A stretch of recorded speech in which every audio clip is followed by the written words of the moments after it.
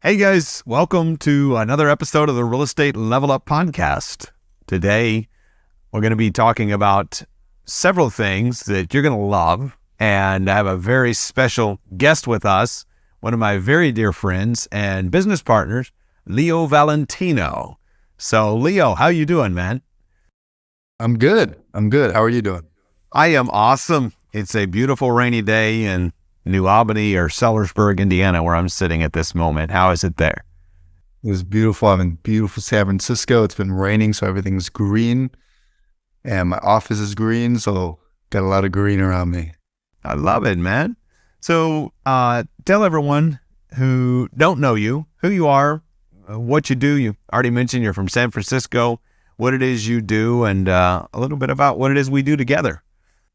Yeah, so we talk every morning. So this is just a little bit of an exclusive recording that the students will get and mastermind members will get and anyone who finds us will get and get some good nuggets out of. So I'm glad that we're doing this today. But my name is Leo Valentino. I started out putting out business principles probably when I was 10 years old, learning how to sell. And I sold candy when I was 10, and every single year I sold a different product up until I was about 18, and I learned how to sell my first house, which was really cool. And I learned that by... that works.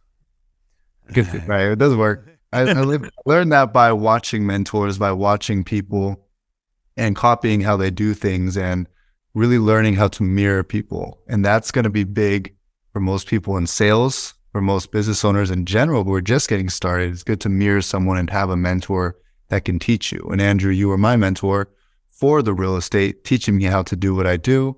We bought a couple of houses together when I first got started. We've continued buying since then and built some pretty awesome stuff since then. So it's been a good ride. Absolutely. Thanks for sharing. So delving in a little bit today about the mission, the purpose, for those who follow either one of us, have probably definitely heard us talk about the 7 categories of life. So getting clear on mission and purpose.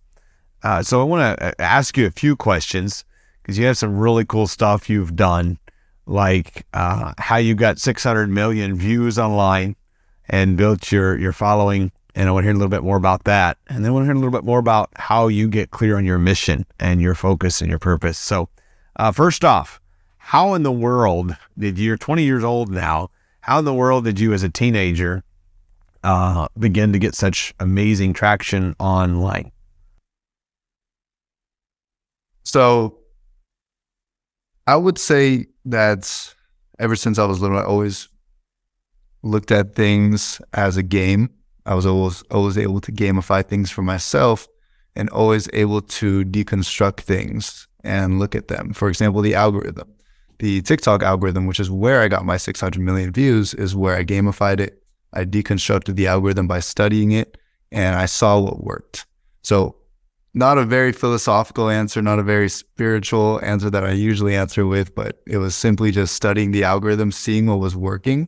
I had seen a video that did really well, but the person behind the camera, it was a very unaesthetic video. I'm not calling the person unaesthetic, but the video was unaesthetic. So I said, okay, let me just model that, which is AKA copy it, make it my own, and just make it more aesthetic. I saw that it worked. One of my friends calls that swipe and deploy. Absolutely, you got to do it.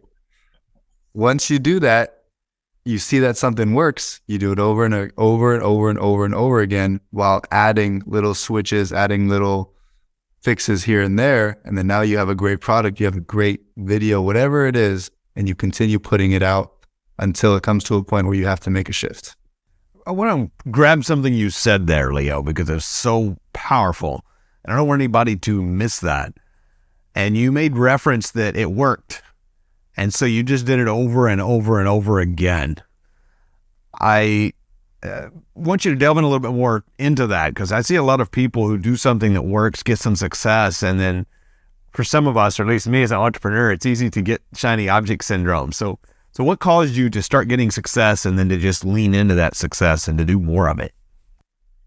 Well, I've always had shiny object syndrome, and I probably always will, but that's okay.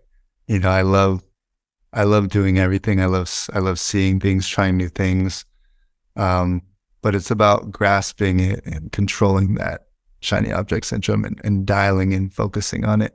I completely forgot the question that you asked, but I only heard shiny object syndrome, so I answered that. But yeah. So I just asked, basically I'll reframe it a little bit, but with shiny object syndrome, how did you lean into your success to keep getting more success? Not shiny object syndrome away from it. Yeah. It's 100% on the right track.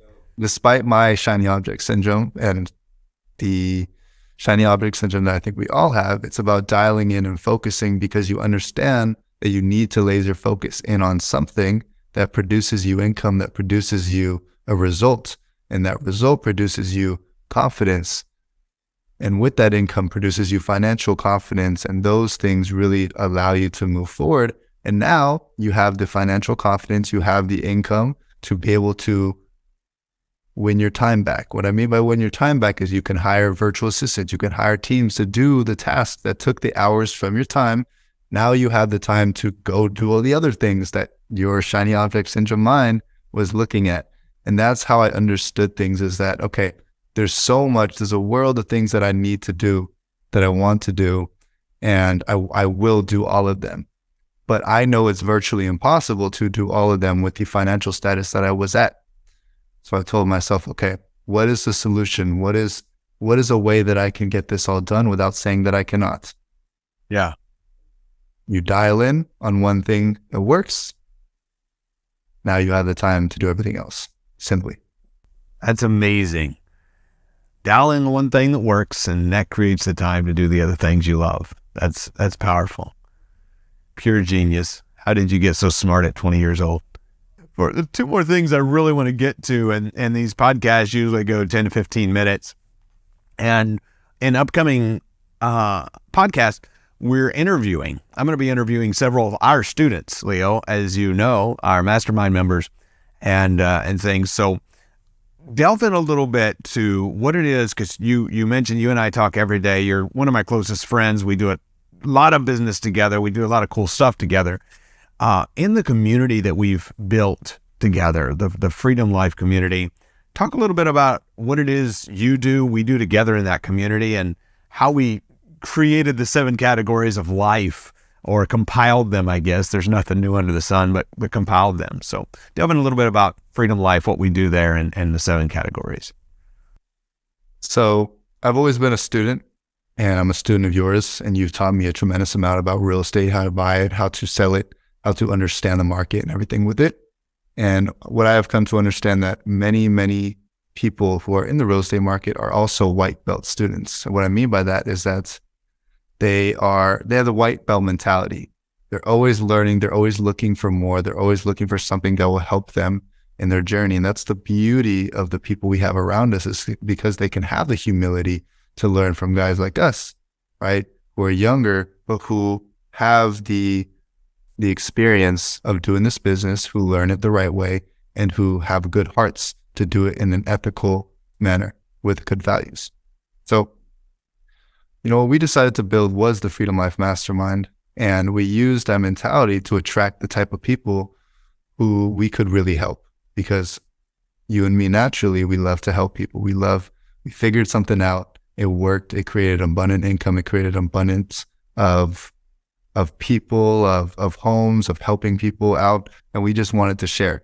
We've always done that with everything we've learned from, and that's what I learned from you.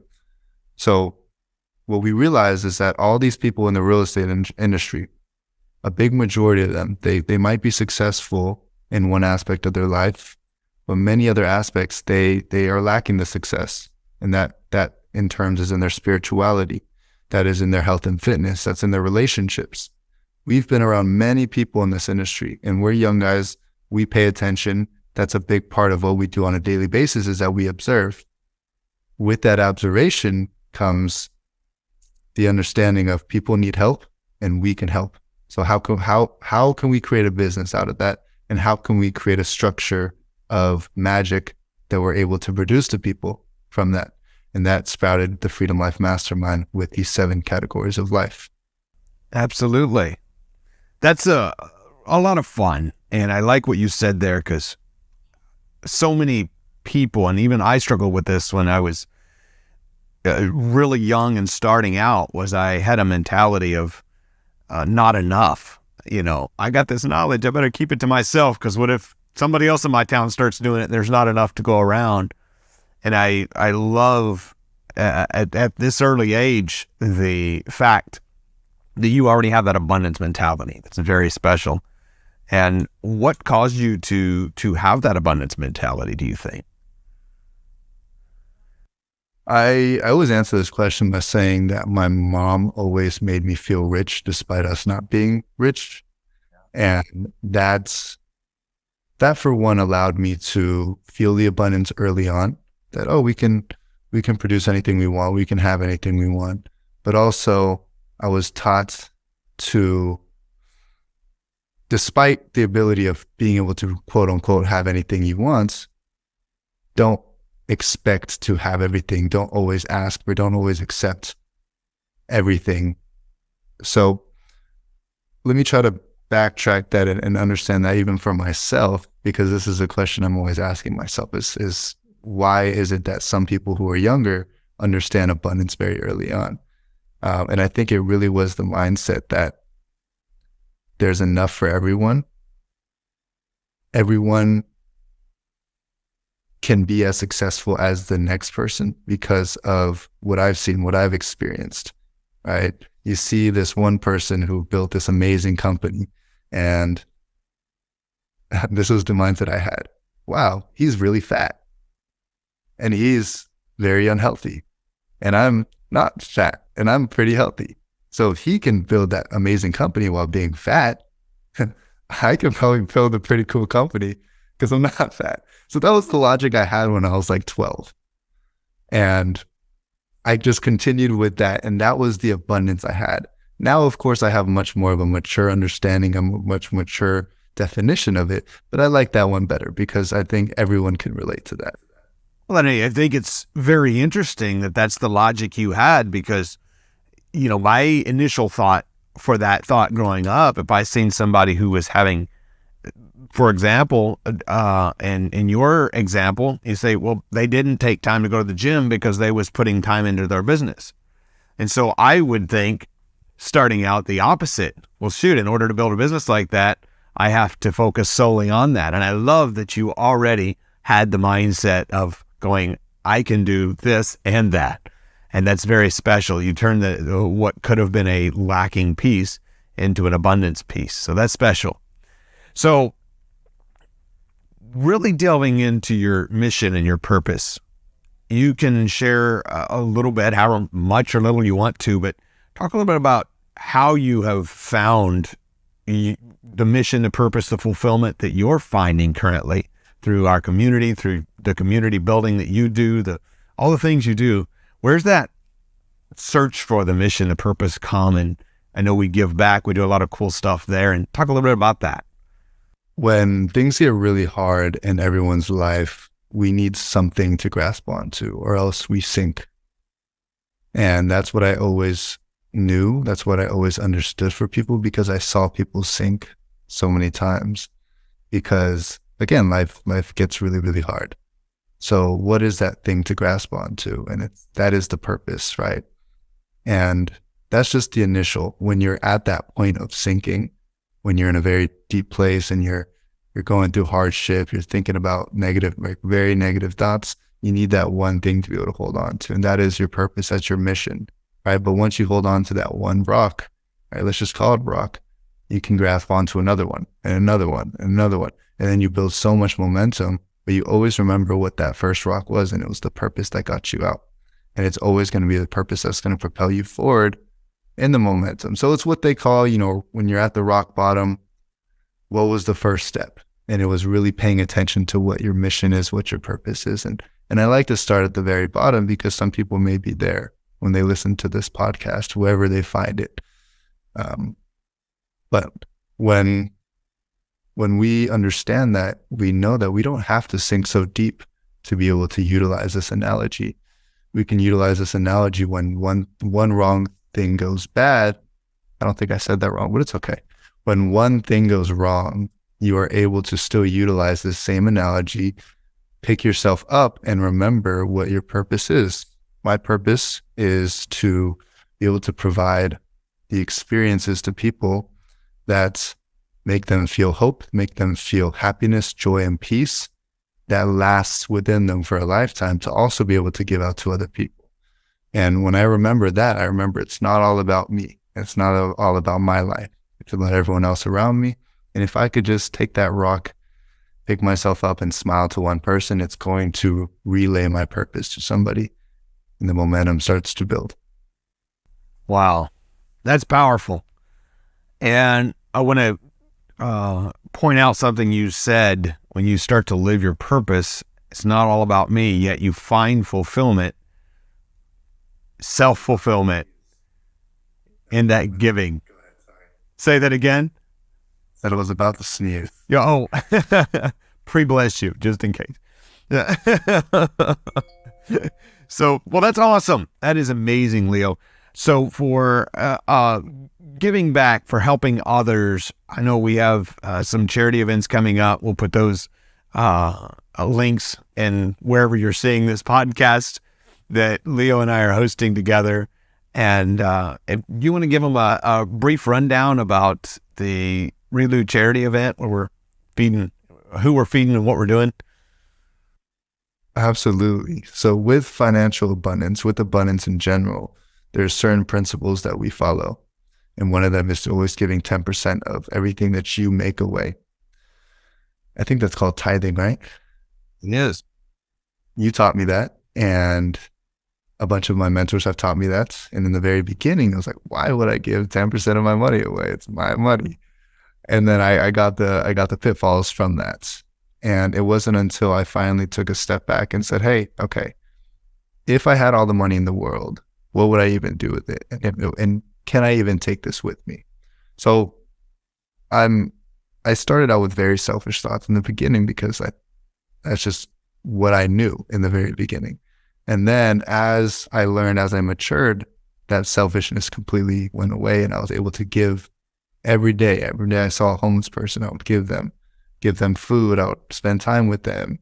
Anyone who needed some help, I would spend time with them. Whatever it was I could give, because I didn't have much in the very beginning, right? And I think that comes from the selfish mentality. However, giving 10% is something I learned when I first started business, and that's what I've always learned to do, is that you give 10% to a charity, give it away, whatever you want to do with it. But whatever comes in, you always give out 10%. And I'll have Andrew, if you can explain more in a second about why we do that. But essentially, guys, last month, we did an event. We decided to give 10% of those event profits to a charity that we're partnering with, Kids Against Hunger. And on June 17th of 2023, whenever you're listening to this, in the Bay Area, we're gathering 200 volunteers. So if you want to volunteer, go to reloucharity.com, RELU charity.com, and we're going to pack 25,000 meals for the kids of Ukraine. And we're going to do it together. We're going to have a lot of fun. In the evening, we're going to get together, do a little reception, and to celebrate you guys for doing that. Because if you can't give money, if you can't give whatever it is, give your time, volunteer your time, and at the very least, give a smile to somebody who needs it. So that's our philosophy. But Andrew, explain please why we give 10% away. Yeah, so there's something I always talk about is the principles of giving. And that is that just like if you step off the edge of a building, there's gravity. Something's going to happen. And it's going to take you down because it's gravity. It's what we all know. And so many times I think we get caught up in that mentality that you mentioned you used to have, Leo, of it's mine, I got to keep it. And that is part of the lack mentality. I got $10. I want to make sure I keep every penny of that. I got 10,000, and that mindset never stops, and that keeps us from growing. But if you plant, then you reap. If you sow, you reap. And something Jim Rohn always said is, if you don't like what you've been reaping, change what you've been sowing. And so for us, giving that 10%, you cannot give, in my belief, I've never been able to give while operating in lack. The moment you have whatever that number is, $10, 10,000, 10 million, doesn't matter. The moment you give a piece of that away, you're automatically saying, okay, I have this. I trust you that I'll have more. And you're giving it away.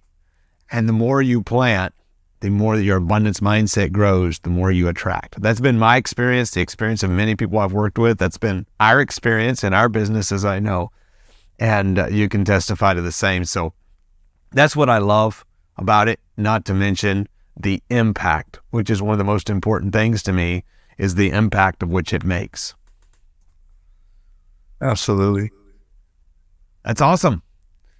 Well, thank you. Thank you for being with us, Leo. Any final parting words that you want to give to our listeners today?